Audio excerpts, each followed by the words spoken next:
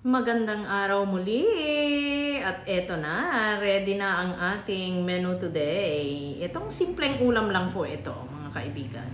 Ayan, at ang pinakita ko kanina ay isang pulang sibuyas at ito naman ay puti.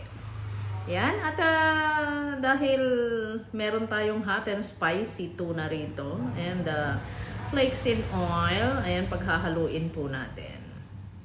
Ayan po, at yan ang ating mga ingredients. Dahil wala akong ceiling green, ito na lang po ang ating gagamitin. Ayan, at pulang sibuyas. Ayan po, ini-slice ko na. Ganyan, ginagayat ko lang po para sa madali ang pagkain natin ngayong araw. Ayun, at yan ang ating tuna. Yan, dinadrain ko po para matanggal yung kanyang excess oil. Ayan po. At kung nahirapan po kayong magbukas ng mga delata, gumamit lang po kayo ng kutsilyo dyan. Then iangat nyo konti. O, di ba? So, ito na ang ating pan. At nilagyan ko na po ng konting mantika. Ayan. At gigisahin lang po natin yung pulang sibuyas. Yan po ang gigisahin natin.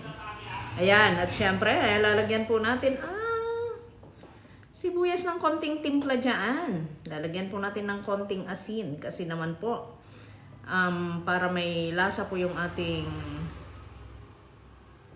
ingredients na. Dahil flakes in oil ito at saka hot and spicy. Ayan, para may konting anghang. Ayan po, at nilalagay ko na nga po ang ating tuna. Dahil luto na ang ating pulang sibuyas.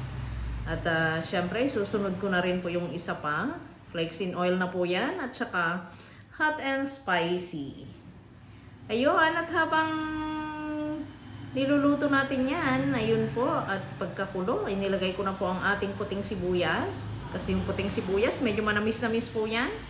Ganon din po yung pula, pero gusto ko lang pong mas niluluto yung pula. Ayan, at nilagyan ko pa ng konting asin yan. So yan lang po mga kaibigan, malapit nang maluto ang ating ulam. Ayan po. Yan, tignan nyo po, para sa mga nagmamadaling magluto dyan.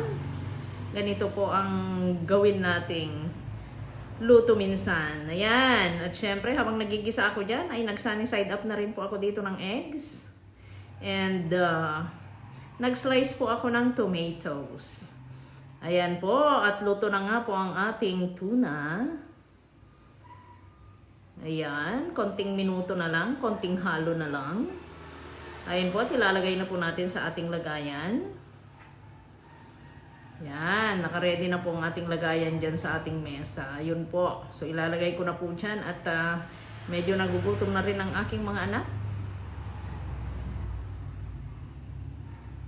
Ayan, at usually kasi pork kasi ang nasa ref namin. Ayun. Ayan, at kakain na tayo. Ayan po. So sana po magustuhan niyo po ang ating recipe ngayon. Isang simpleng ulam. Pero mabitamina po yan at masustansya. Ayan. So magandang araw muli. At kung nagustuhan niyo po ang ating recipe ngayon, huwag pong kalimutang i-like and share ang ating video. Ayan. See you next time. Bye!